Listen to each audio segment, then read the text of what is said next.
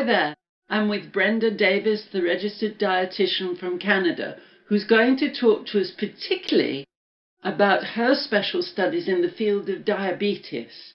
Hi there, Brenda. Hi, Tracy. Thank you so much for agreeing to do the interview. Oh, it's my pleasure. Thank you for having me. I recently saw a talk of yours in Sydney, very inspiring, about the work you're doing with diabetes.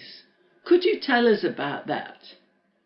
Oh, absolutely. I have some interest in diabetes as it's very prevalent in my family. And I was asked several years ago if I would be involved in a diabetes research project in the Marshall Islands. And I was asked because of a book I had written called Defeating Diabetes. And I don't know if listeners know where the Marshall Islands are, but they're about halfway between Hawaii and Australia. Okay. And they actually, the people in the Marshall Islands actually have the highest diabetes death rates in the world. Okay. And how many people are there in the Marshall Islands?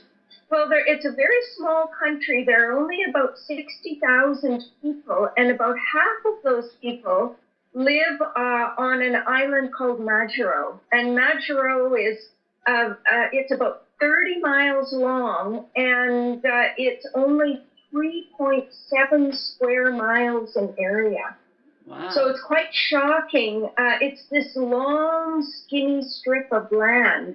And as you can imagine, it's coral reef, and there's not a lot of good soil for growing produce. And so this island might be able to accommodate, maybe 500 or 1,000 people if they were living off the land. But there are actually 30,000 people on the island.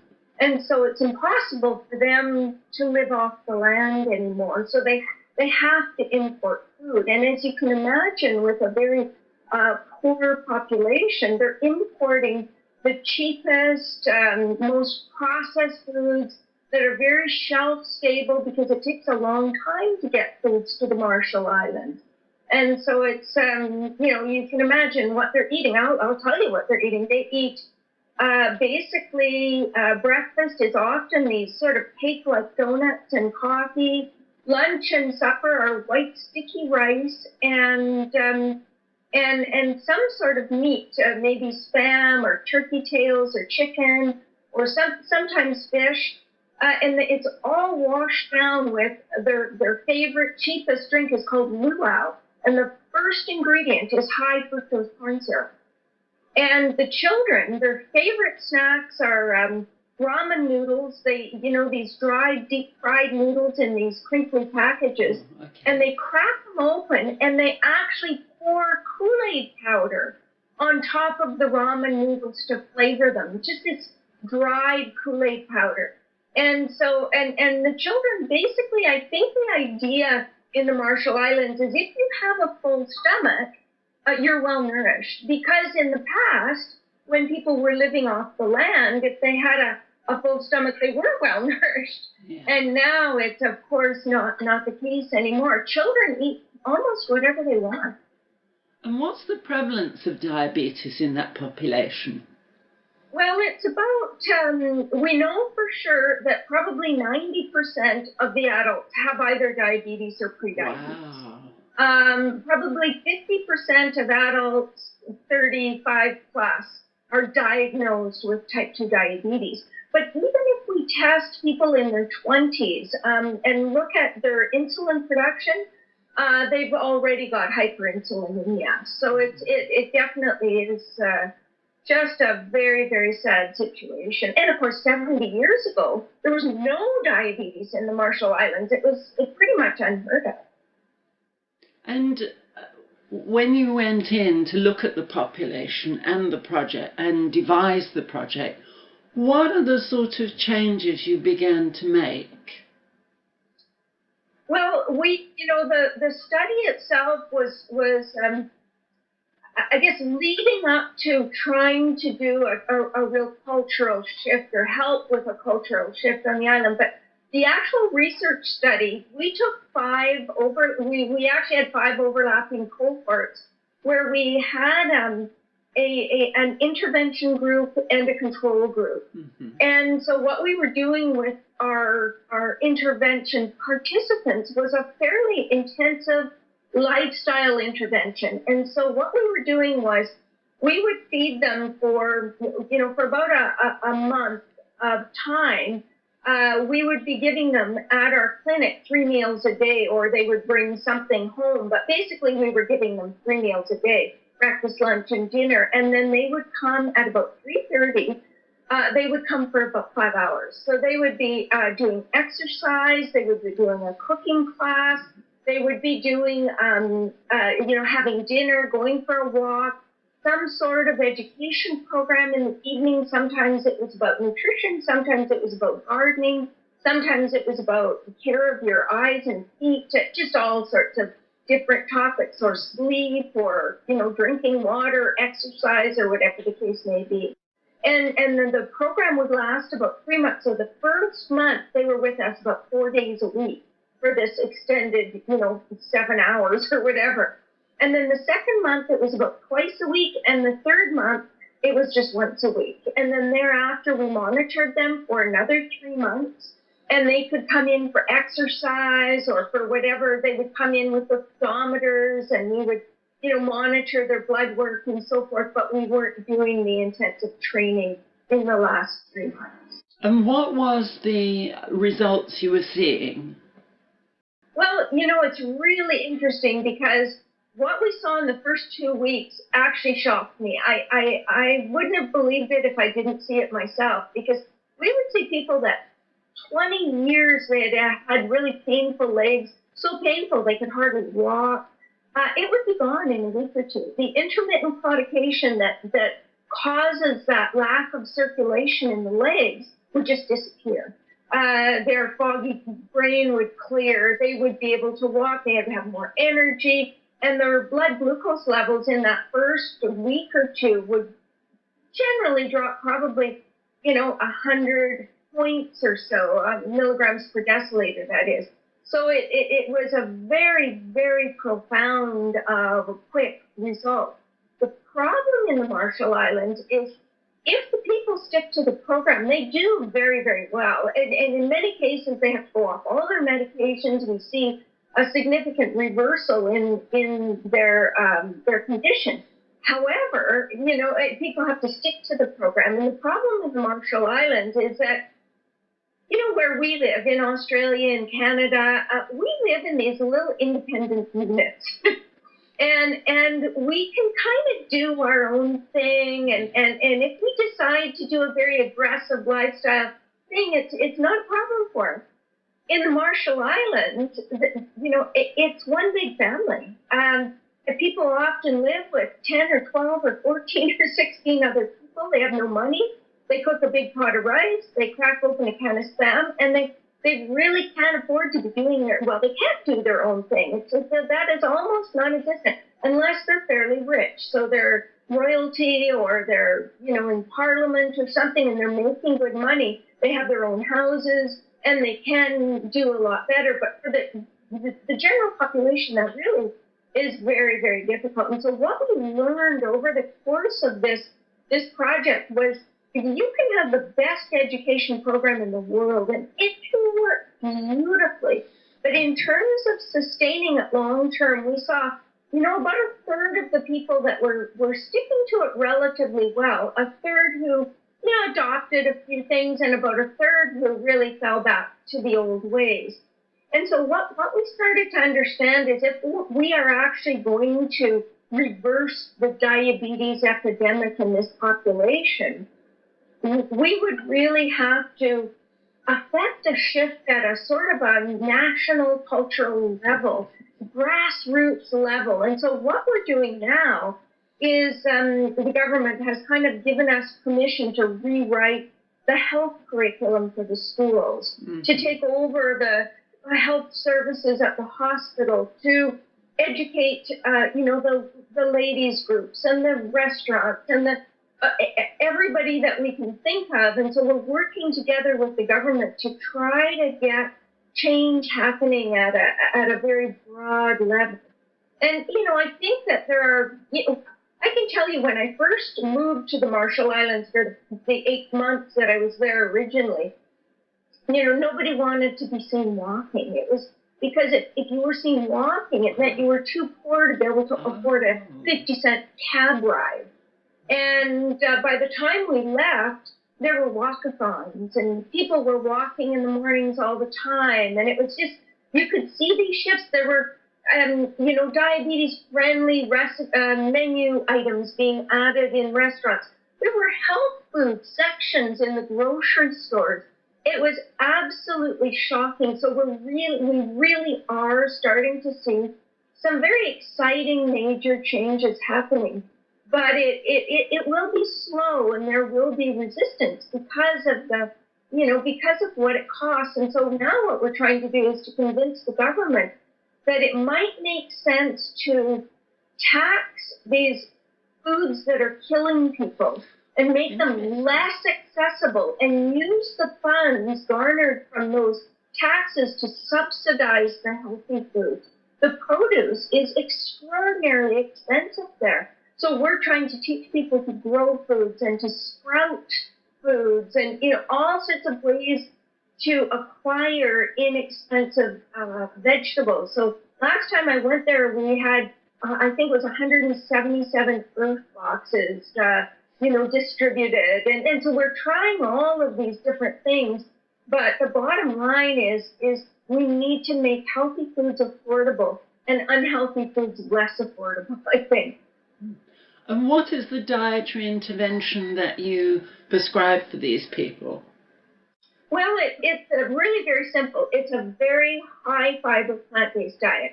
And so what we use in the clinic is, breakfast will be something like barley, some cooked sprout, or some sort of cooked cereal.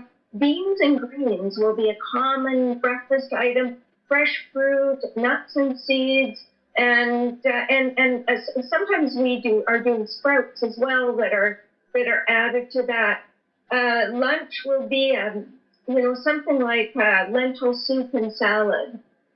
Dinner will be a one-pot meal often that they're preparing and eating themselves.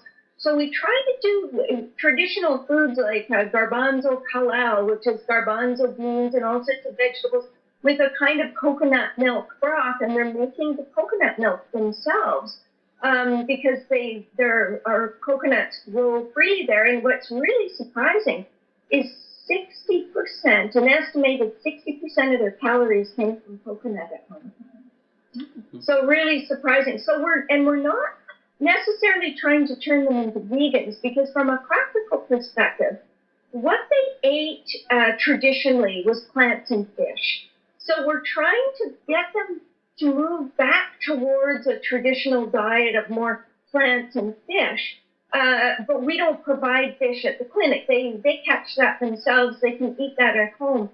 The clinic is really strictly a vegan diet, because we need to teach them how to use beans, and we need to teach them how to use greens and so forth. So that's the plan. Unfortunately, they can't really go back to a truly traditional diet simply because there isn't enough local food available to feed 30,000. Yeah. And the other interesting thing is that last time I went there, which was about a year ago, we spent some time in another little island called Ebi. And Ebi is an island with 15,000 people, and the area is about 0.14 square miles. Wow. So it is just absolutely jammed with people, this tiny little space. And the situation is even more severe, more desperate there. They really don't have fresh foods. It's just not available. So we are really trying to help them to plant things in these earth boxes. There's very little soil for growing on that island. It's really a desperate situation. It's very sad, because I have to say about the Marshallese people, the thing that struck me so much when I first moved there is how joyful they are. They sing and laugh, and their spirits are just huge and beautiful. And the children they play and last time we were there, I noticed they were playing baseball a lot, and they make their gloves out of cardboard, and they make their bats out of sticks, and they just have so much joy in their play. It's just a refreshing thing to see. Remember one doctor telling me the first day he was there, he was walking home along a sort of a quiet residential street. There aren't very many streets there, but right by the water, and it was very dark. And he saw a gang of teenagers coming towards him, boys, and he was scared. He said at home he would be fearful of having a group of teenagers in the middle of the night coming towards him, or young men. And he said as they continued to approach him, he realized that they were arm in arm, and they were all singing. And as they got closer, they were just excited to see him, and hello, hello, and they say Yahweh, and he said he was just so shocked to see all of these, 18-year-old boys or men with their arms around one another and singing as their kind of evening activity. So it's a very delightful place to be, and it just absolutely breaks my heart to see what they're facing. And the number one surgery on the island is amputations due to diabetes.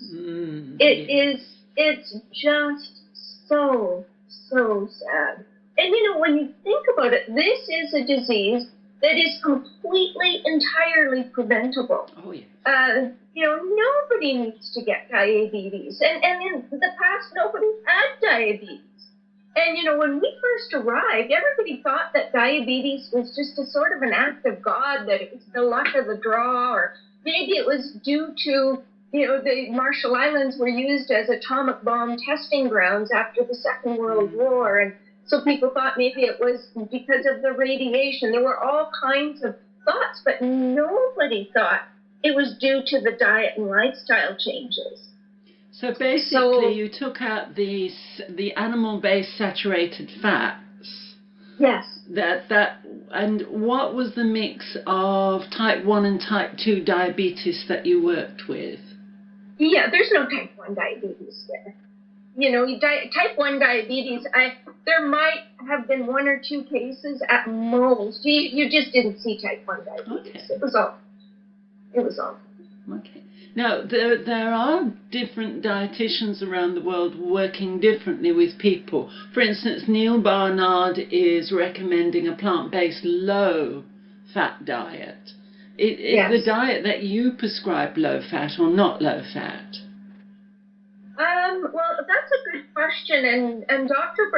Neil Barnard, and I see eye to eye on a lot. And we are friends. We discuss these things all of the time. But I have a little bit of a different perspective. Neil stays close to about 10% of calories from fat, and really does restrict. He eliminates any added, any concentrated fats and oils, and he, quite significantly restricts any high-fat plant foods in the diabetic diet, even the avocados and nuts and seeds and such. Although I think that there are small amounts of those things allowed. Whereas I take an approach that's a little bit different. I like to make sure that the people are getting the fats that they need, that are healthy fats, and getting enough essential fatty acids, because I think that's really, really important. And it also helps to maximize the absorption of fat-soluble phytochemicals and nutrients like vitamin E and all of these fat-soluble vitamins and antioxidants and so forth, the carotenoids and so forth. So what I do is I really do minimize the added oils, because I think added oils, when somebody is sick, whether they have diabetes or heart disease or whatever, I like Dr. Esselstyn has an analogy that it's like your house is on fire when you have a disease. And what you put in your mouth can serve as gasoline or water to put the fire out. And so I see oil in a lot of ways as being the lowest, the food that has the lowest nutrient density with very few protective components. There's a little bit of vitamin E. But when you're trying to help a person to lose weight, because when you lose weight, it helps to reverse insulin resistance in overweight people, of course. Yeah. And so you're looking at a diet that's fairly limited in calories.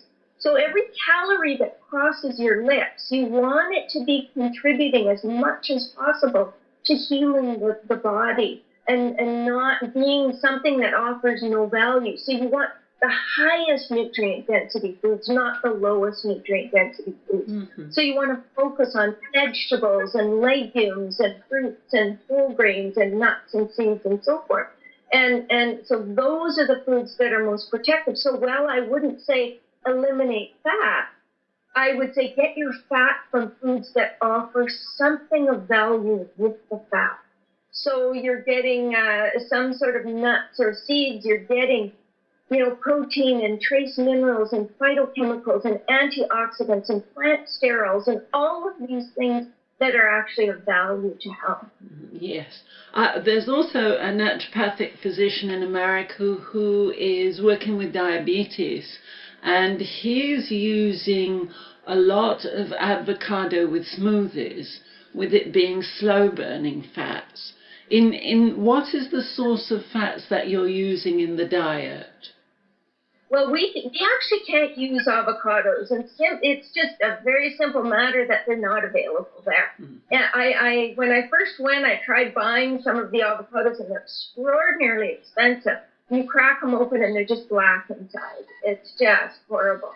So that wasn't an option for us, so we really had to rely more on nuts and seeds. And, of course, flax seeds are cheap, so we would buy and grind flax seeds and teach people to do that. We use some walnuts, but again, they're expensive. These things are expensive for people in the Marshall Islands. So it's a challenge. And you're using coconut, and coconut is a large percent saturated fats. How does that fit in with the diet? Yeah, well, and that's such a good question. And with coconut, of course, there's nothing really higher in saturated fat than coconut. It's, 89, 90% of the fat is saturated. But the thing to understand is that the fat in coconut is a little different than the saturated fat in animal foods. So in animal products, you see, especially dairy products are, 14 carbon saturated fat. The number one fat is myristic acid, and then with meat, it's palmitic and stearic acid and other fatty acids. In coconut, it's about half of the fat, the saturated fat is lauric acid, which is a 12 carbon fatty acid, and it tends to behave a little differently than some of the other saturated fats in animal products. Not that it's completely health, protective to health or anything like that. I think it's a real mistake for people in North America or Australia to think that they can eat a Western-style diet and just pour coconut oil on it and all will be good. We didn't use coconut oil to start with. Because again, it's a food that's just pure fat with no nutrients, or very few nutrients. So we would instead say, okay, we're going to use fresh coconut grated. And the other thing that again, this is a surprise to people, coconut water, the inside spongy part of a sprouted coconut is actually quite low in fat. The baby, the young coconut meat is fairly low in fat. So there are all these different stages of development of coconut that are actually much lower in fat. So the water, the young coconut meat, the spongy stuff, and the sprouted coconut. And so we would use those things a fair bit. The mature coconut we would use more sparingly. And if we were using coconut milk, our preference would be to squeeze it from fresh coconut. Yes. And so the saturated fat there, we were trying to keep total fat probably 20-25% of calories. So we were still we used it reasonably sparingly. Coming to the question of fats, because one of the things is when we look at Udo Erasmus's work, the heat effects on fats. What's your position of that in the diet that you're prescribing? Well, I agree with Udo that when you subject fat to heat, and especially fat that's been extracted from a whole food, where you're not bringing along with it the antioxidants and the vitamin E necessarily, that fat is more susceptible to oxidation. And when you put it on direct heat, as soon as an oil starts to smoke, it's being oxidized, and you're producing aldehydes and acrylenes and these products of oxidation that are actually quite damaging to human health. And so that's something that we really do need to be conscious of, and it's one of the reasons why I would say don't eat deep-fried food. If you're doing a stir-fry, it's a good idea to stir-fry in a liquid at first, and if you want oil for flavor, add it afterwards, after the heat has come down a bit or near the end of cooking. You need a little bit of sesame oil for that flavor and the development of flavor within your dish. Then that's when to add it when the heat is not so high. And just the smoke point of oils varies. Saturated, fat tends to have a higher smoke point, and mono, a little bit lower, and polyunsaturated fat a little bit lower. But again, it's a little tricky because it just depends on the particles in the oil and so forth. If it's unrefined, it will smoke much more rapidly. Even coconut oil that's unrefined will have a fairly low smoke point because of those particles in the oil. So that's all a little bit complicated, but I think you can simplify it by saying, if you are eating oil, the best way to eat oil would be on a salad where it's not subjected to heat. And then when you're heating, to be using, to be honest with you, I really like using wine as my broth in a lot of dishes because it gives such a beautiful flavor. But you can use vegetable broth, you can use miso broth to be cooking your onions and so forth.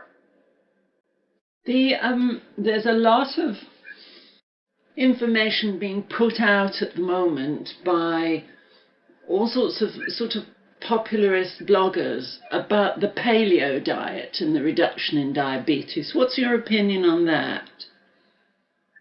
Well, my opinion is, it concerns me, to be honest. What is the paleo diet? Okay, well, the paleo diet is really a diet that is trying to replicate the diet of our ancestors long ago, before the agricultural revolution.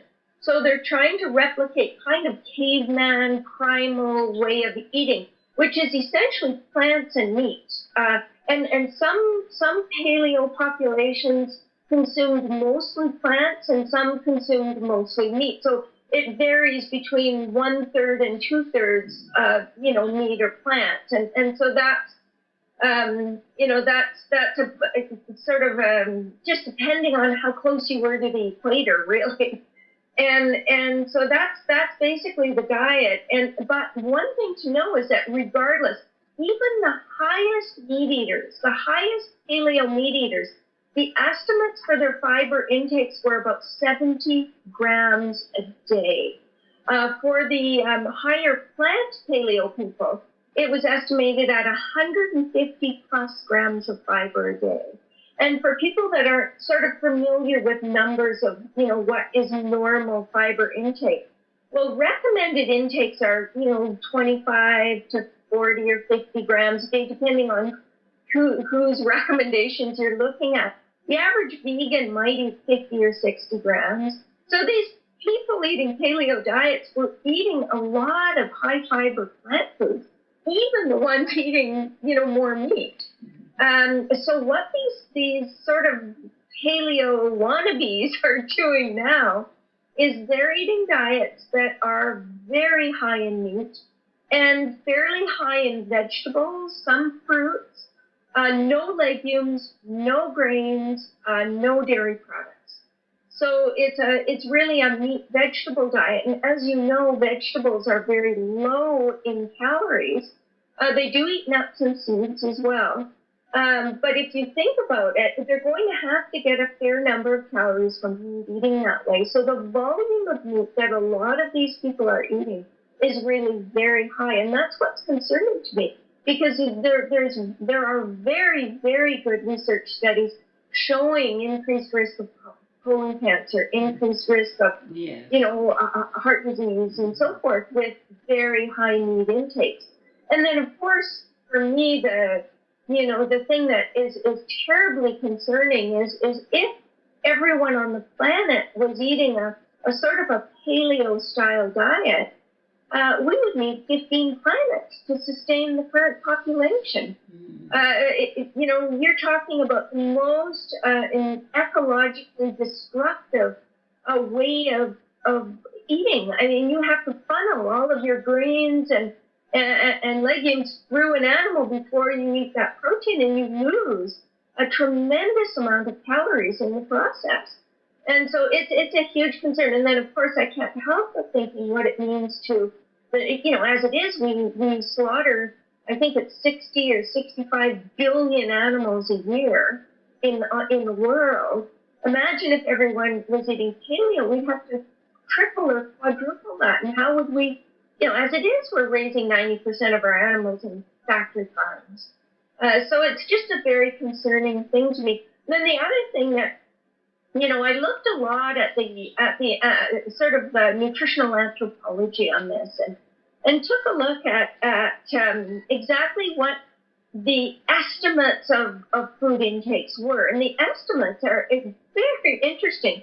As I mentioned, 70 to 150 grams of fiber, but vitamin C in the range of, 600 milligrams a day, potassium, 7,000, 10,000 milligrams a day. So, and these are nutrients associated with plant foods. And I thought, as I was looking at these numbers, that it looks to me like vegans would actually be closer to these true paleo intakes than would the people trying to do paleo today. So I went to the internet and I went on, one of the most popular paleo websites, and they had menus and recipes. And so I took a 3-day menu and I analyzed all the recipes and all the recommendations for the day. And I compared it to the actual estimates for true Paleolithic humans. And I did the same with the vegan menus and analyzed the 3 days of vegan menus and compared those. So the recommended paleo, the recommended vegan, and the real Paleolithic diet.